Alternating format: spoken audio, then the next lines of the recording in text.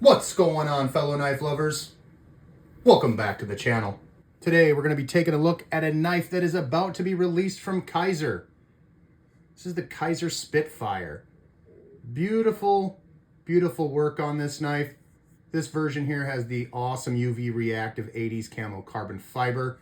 You got your fingerprint magnet, but it is DLC coated titanium bolsters.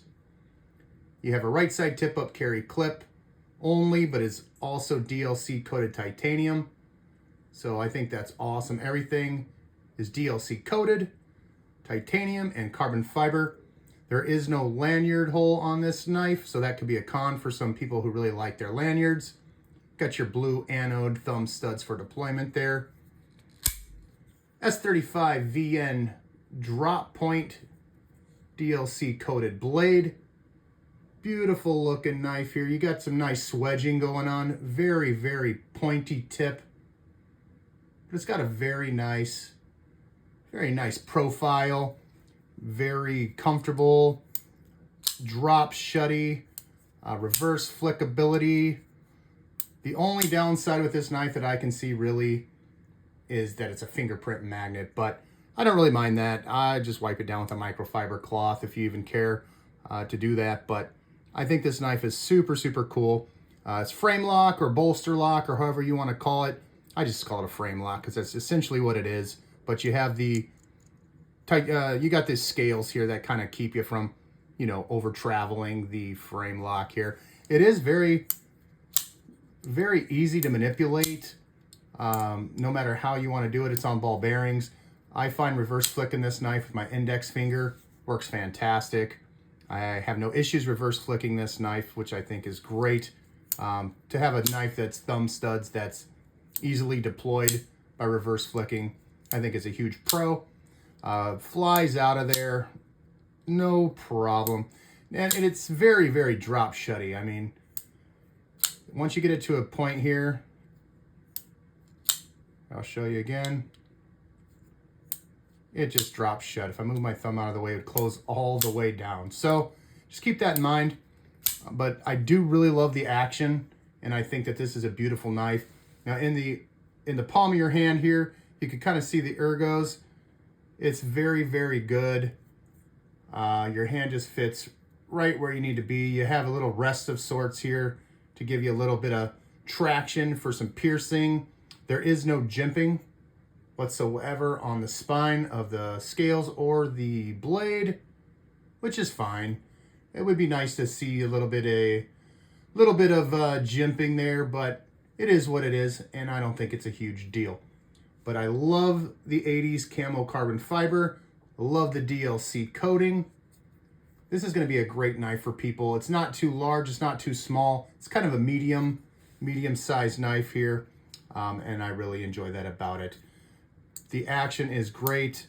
That is a huge plus. Kizer's been really killing it with the action on their knives as of lately, or actually quite a while. My favorite being the Militaw. The premium Militaw has some of the best action that I found in some of the Kizers here. But this is a close second. So beautiful knife. Inside the box, well, here you can see Spitfire model number. The blade is 3.13 inches. The designer of this knife is Chris Conaway, S35 VN, polished DLC titanium and camo carbon fiber 80s handle frame lock. So frame lock, there you go. In the box, it's just your typical stuff. But I'll go ahead and give you a peek at that stuff. You get your little pouch here. You get your little Ziploc Kizer bag. And you get your extra torque bits, which I think is great. Stickers, microfiber cloth, all that is inside the box. So I really like it. I can't stress it enough when these companies send out some extra hardware. It's a huge pro. Saves you a lot of headache in the future if you ever need to get some parts. You're just going to already have them. So I think that's awesome. Now, a measurement of the Kizer Spitfire. Its entire length of the knife here. We are looking just a hair over 7.5 inches. The blade's meeting up with the scales at about 3 1/4. The cutting edge is exactly what they said, 3.13. The scales themselves are looking at 4.5 inches. Here is the width of the knife here. Get it up against the bug out real quick for you so you can see it's a little more beefy than the bug out. And here it is against the Paramilitary 2. Pretty close. I think the PM2 beats it just by a fraction. Now let's get a weight of this bad boy here. I think if I have to guess on this one, I'm probably going to say, I'm going to say 3 ounces. Let's just see what it is. I'm going to say 3 ounces. All right, what is it? We have 84 grams. Oh, man.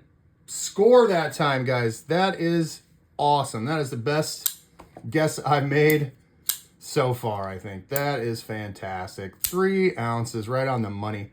It does feel... I thought it was going to be lighter than that, honestly. I thought it was going to be around 2.9 or 2.8 or something, but 3 ounces. It's a great weight, great size, great action. Love that it's DLC. Love that it's S35VN. That is personally my favorite blade steel. Next would be like Van X or something like that. So let's get some size comparisons real quick. We're going to throw it up against a couple very common knives. The PM2 right there. And then we're going to put it up against the Benchmade Bug Out. Now it is very, very close in size to the Bug Out, as you can see. So this is basically another good option. Cutting edge is the same. Everything is almost identical. Width of the handles, length of the handles, blade, cutting edge. So if you're looking to get a knife that's not a Benchmade, you could go with this Kizer here. So now let's go ahead and get this up against some other awesome 80s camo carbon fiber knives that I have here.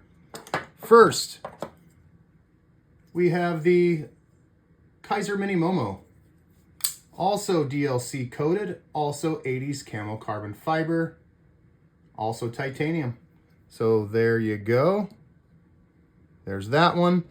This one here is an exclusive by Blade Runner's Outpost. This is the Vosteed Raccoon. Beautiful 80s camo carbon on this. This is M390 clip point blade. Awesome knife, top liner lock. Love that knife there. So there it is against those.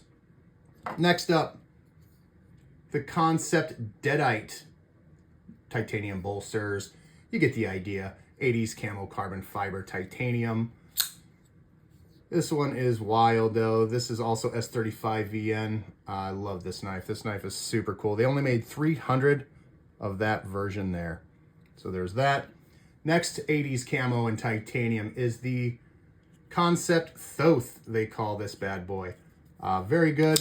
Reverse flicker. This is more of a liner lock here, but it's an excellent, excellent knife. Hollow ground blade. I love hollow ground blades.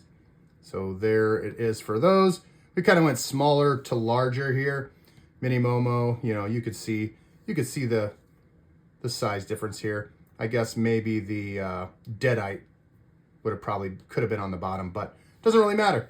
Now, for a bonus knife, guys, it's not 80s, but it is a Kizer and it is DLC coated. The bolsters are not, but this is the Purple Haze Militaw, and this thing is my favorite Kizer in the world because you can interchange these inlays here whenever they become available, that is.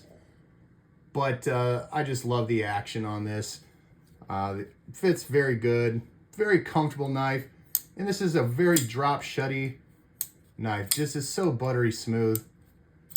Love the action on this thing, and that's why this is my favorite, because the action of this knife is very amazing.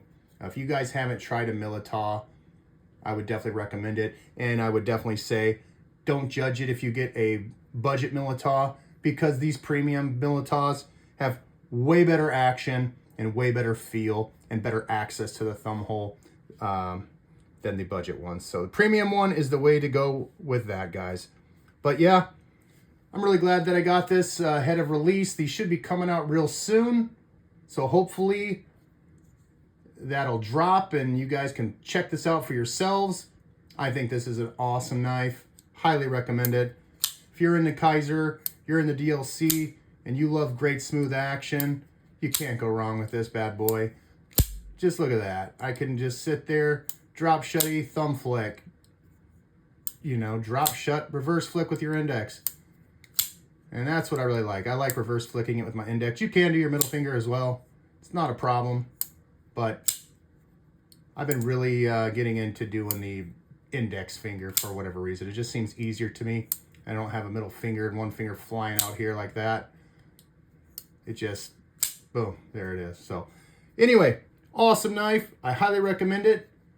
Hopefully this will drop soon. If I can find it anywhere, guys, I will post a link in the description for you. If you have any questions, any comments, or anything like that, leave that down below, and I'll get back to you as quick as I can. If you like this video, please give me a thumbs up. That really helps out the algorithm for me. And if you haven't subscribed to the channel, I would appreciate it if you did. But we're going to catch you guys in the next episode. Peace out, everybody.